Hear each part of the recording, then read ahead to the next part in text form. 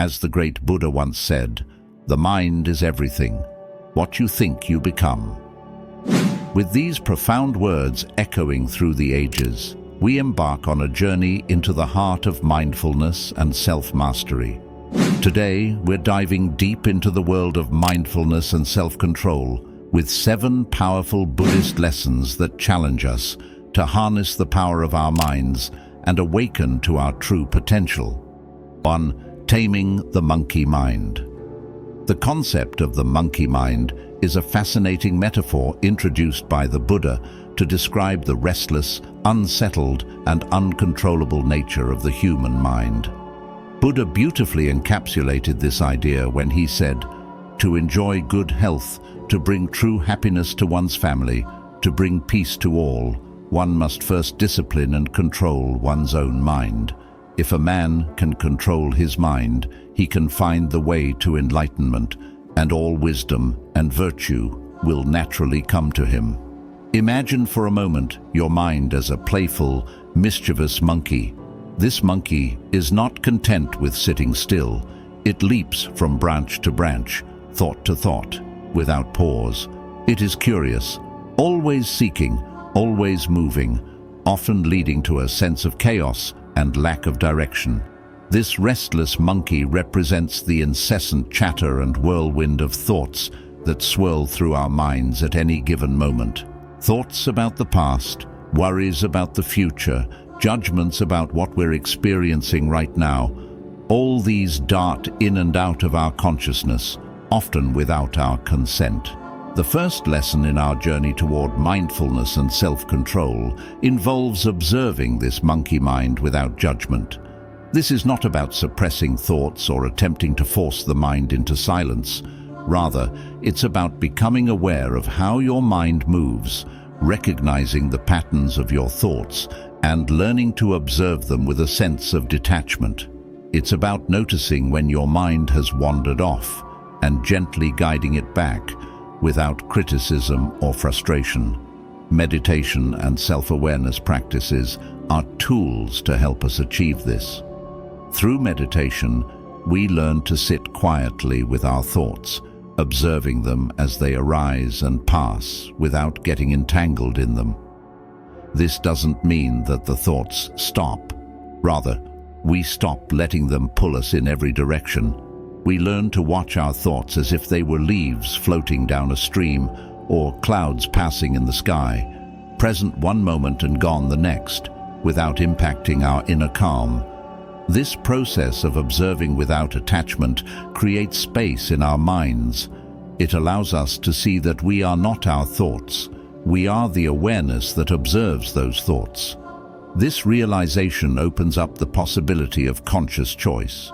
Instead of being carried away by every thought or impulse, we can choose which thoughts to engage with and which to let go. We can decide how to act rather than react impulsively. This is the essence of taming the monkey mind.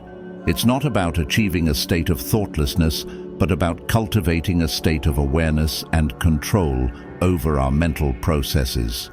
The practice of taming the monkey mind is the foundation for all other lessons in mindfulness and self-control.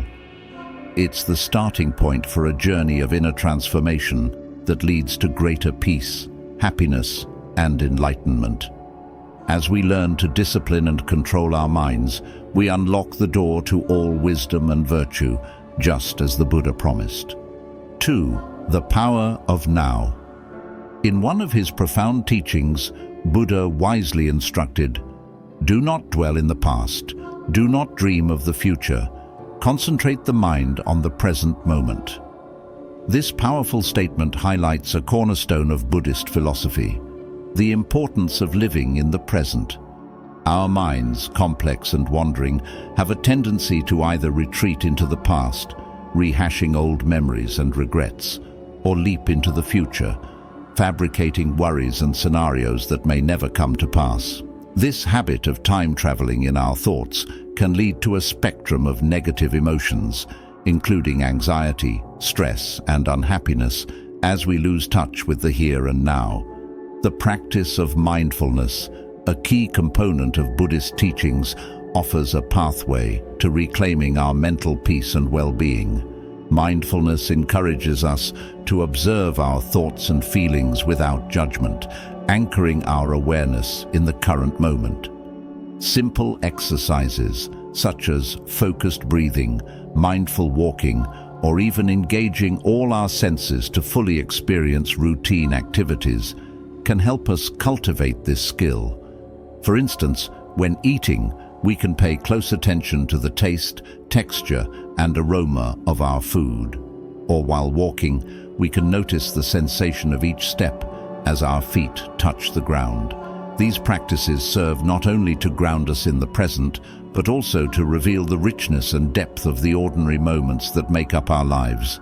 By dedicating ourselves to mindfulness and the power of now, we learn to release the heavy burdens of the past and the anxieties of the future.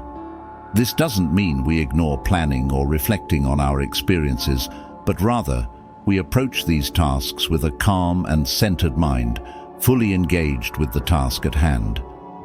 The benefits of living in the present are manifold: reduced stress, enhanced enjoyment of life, deeper connections with others, and a sense of peace and contentment. As we become more adept at focusing on the present, we find that control over our mental state is not only possible, but within our reach, enabling us to navigate life's ups and downs with greater equanimity and resilience. 3. Recognizing cravings and aversions. In one of his profound insights, Buddha highlighted the central role of desire in our experiences of suffering when he said, "Desire is the root of suffering." This statement, at its core, sheds light on a universal human condition. Each of us in our daily lives is driven by countless desires and aversions. We yearn for success, crave relationships, hunger for material possessions, and have an aversion to discomfort, failure, or loneliness. While these feelings are natural, an unchecked attachment to them can lead us down a path of emotional turmoil and distress. The essence of this lesson lies not in condemning desire itself, but in recognizing and understanding our cravings and aversions with a clear and non-judgmental mind. It's about observing our inner landscape, the ebb and flow of our wants and dislikes, without being swept away by them. Imagine watching leaves float by on a river. Similarly, you can learn to watch your desires come and go without clinging to them. This awareness is transformative. It enables us to pause and reflect, allowing us to see the difference between a reactive impulse and a thoughtful response. For instance, when faced with a craving for something like excessive sweets or an impulsive buy, this awareness helps us to pause and ask ourselves, is this truly beneficial for me? Will this bring lasting happiness, or is it merely a temporary fix? Similarly, when we encounter aversions, such as an immediate dislike for a new experience or a quick judgment about a person, we learn to pause and reconsider our reactions, opening ourselves up to new perspectives and possibilities. By cultivating this mindful awareness, we empower ourselves to make choices that are aligned with our deeper values and well-being. We learn to act intentionally, not impulsively. This doesn't mean we suppress or ignore our desires and aversions. Rather, we acknowledge them and then make conscious decisions about how to proceed. This approach reduces our suffering because it frees us from the endless cycle of craving and aversion, leading to a more peaceful and contented life. Recognizing our cravings and aversions is about finding balance.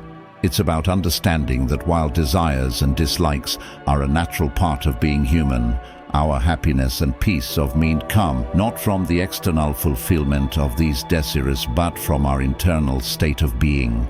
Through this lesson, we learn to navigate the complex terrain of our inner worlds with grace and wisdom, leading to a deeper sense of fulfillment and joy that is not dependent on external circumstances. 4. Non-reactivity. The essence of non-reactivity is captured beautifully in the profound words of the Buddha. You will not be punished for your anger, you will be punished by your anger. This teaching invites us to understand that our emotional responses, particularly anger, can have consequences more harmful to ourselves than to anyone else. It's a reminder that when we let anger control us, we inflict pain and turmoil within our own minds and hearts. Life, unpredictable and often challenging, frequently presents us with situations that can trigger frustration, anger, or disappointment. These are the curveballs that test our ability to maintain mental balance and composure. It's in these moments that the real test of mental control emerges, not in avoiding emotions, but in choosing how we respond to them. Mindfulness and self-compassion are vital tools in cultivating non-reactivity. Mindfulness allows us to observe our thoughts and feelings with detachment, recognizing that emotions are transient states that pass like clouds in the sky. It teaches us to pause and observe the space between stimulus and response, giving us the freedom to choose our actions rather than being swept away by immediate reactions. Self-compassion, on the other hand, encourages us to treat ourselves with kindness and understanding, especially when we struggle with difficult emotions. Instead of berating ourselves for feeling angry or upset, self-compassion allows us to acknowledge our feelings with gentleness, understanding that it's human to feel and react, but also empowering us to seek healthier ways of dealing with our emotions. By practicing mindfulness, we can learn to recognize the early signs of anger or frustration and address them before they escalate. This might involve taking deep breaths, stepping away from the situation momentarily, or using a mindfulness exercise to ground ourselves in the present moment. These techniques help in slowing down our immediate reactions, giving us the clarity to respond in ways that are calm and considered. Self-compassion complements this by helping us to forgive ourselves when we do react impulsively. It's a reminder that perfection is not the goal, growth is. Each moment of anger or reactivity is an opportunity to learn, to understand ourselves better, and to practice responding with greater wisdom and kindness in the future. In embracing non-reactivity, we not only reduce our own suffering, but also contribute to a more peaceful and understanding world around us. By responding to life's challenges with calmness and thoughtfulness, we set a powerful example for others and create ripples of positivity that can transform our collective experience. Non-reactivity, as taught by the Buddha, is not about suppressing emotions or avoiding conflict. It's about learning to navigate the complexities of our inner world with grace and wisdom. It's a journey towards understanding that true peace begins with how we respond to the unfolding moments of our lives. Through mindfulness and self-compassion, we unlock the potential to live with greater serenity, resilience, and joy, no matter what life throws our way. 5. Cultivating gratitude. In the journey of mindfulness and mental mastery, cultivating a sense of gratitude stands out as a transformative practice. Buddha's wisdom beautifully captures this essence when he says, "Let us rise up and be thankful, for if we didn't learn a lot today, at least we learned a little, and if we didn't learn a little, at least we didn't get sick, and if we got sick, at least we didn't die. So, let us all be thankful." This profound statement encourages us to find gratitude in every aspect of our lives, recognizing the value in even the smallest of our daily experiences. The human tendency to focus on what we lack, to dwell on what we wish were different or what we aspire to have, can lead to a cycle of constant dissatisfaction and negativity. This focus on absence rather than presence feeds into a sense of perpetual wanting, which, according to Buddhist teachings, is a direct path to suffering. However, the practice of gratitude offers a powerful antidote to this sickly. Gratitude is more than just saying thank you for the good things in life. It is an active process of recognizing that every moment, no matter how small or seemingly insignificant, holds value. When we shift our perspective to appreciate what we have rather than lamenting what we don't, we cultivate a sense of contentment.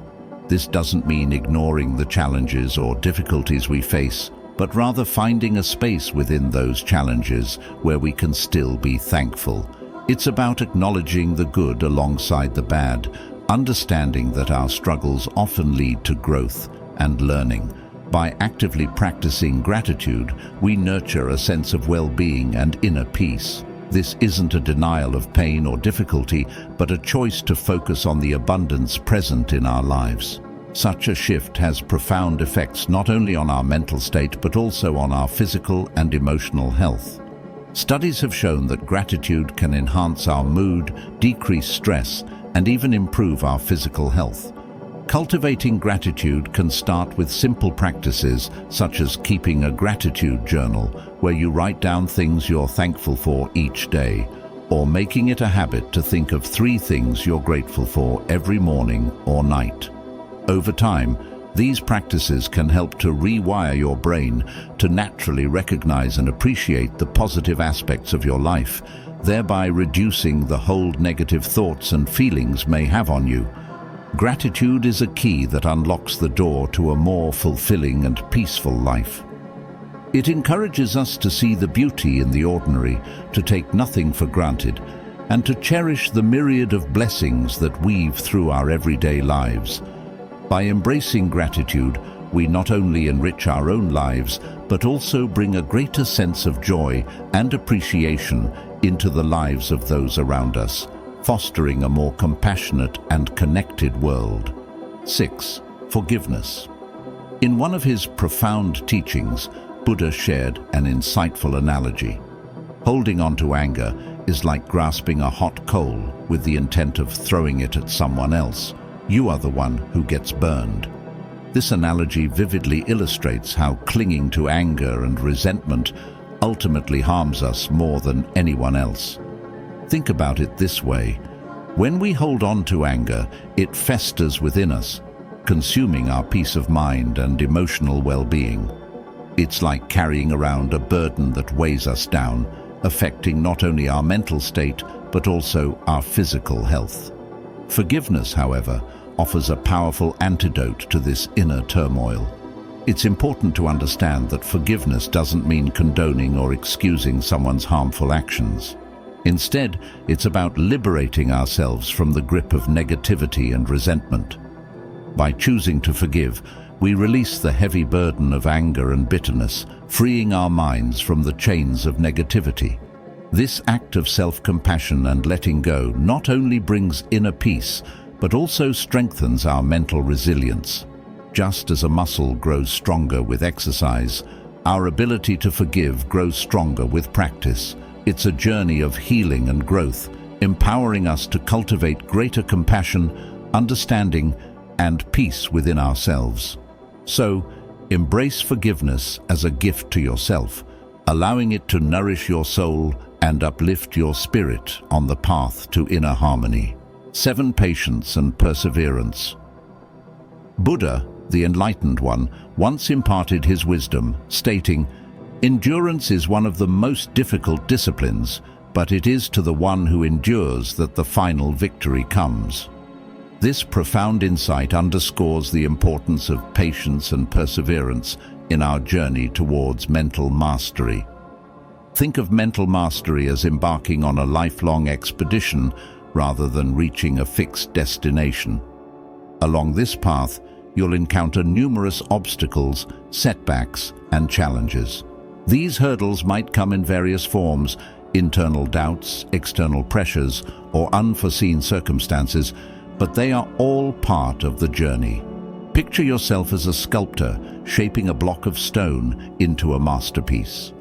Each strike of the chisel requires patience, precision, and unwavering dedication. Similarly, Cultivating patience and perseverance in your mental journey entails a continuous process of refinement and growth. It's about embracing the journey itself, acknowledging that progress often comes in small increments rather than sudden leaps. Just as a sculptor doesn't expect the masterpiece to emerge overnight, you shouldn't anticipate instant mastery over your mind. Instead, focus on consistent effort and gradual improvement. Like water wearing away at a stone over time, your dedication will gradually smooth out the rough edges of your mind, unveiling greater clarity and control. There will be moments of frustration and doubt along the way. That's natural. But remember, it's during these challenging times that your patience and perseverance are truly tested. It's easy to give in to discouragement or seek quick fixes, but true growth requires resilience in the face of adversity. So, whenever you feel tempted to give up or take the easy route, remind yourself of the words of the Buddha. Endurance may be difficult, but it is through this endurance that you pave the path to victory, the victory of mastering your own mind. Embrace the journey, stay committed to your practice, and trust in the transformative power of patience and perseverance. With time and dedication, you'll find yourself gradually attaining greater control over your thoughts and emotions, leading to a more fulfilling and harmonious life. These are just 7 starting points. Buddhism offers a wealth of wisdom on mental mastery, so dive deeper, explore, and remember, the power to control your mind lies within you. What did you think of these lessons? Share your thoughts in the comments below, and don't forget to like and subscribe for more content on mindfulness, self-improvement, and unlocking your full potential. Until next time, stay present, stay mindful, and stay awesome.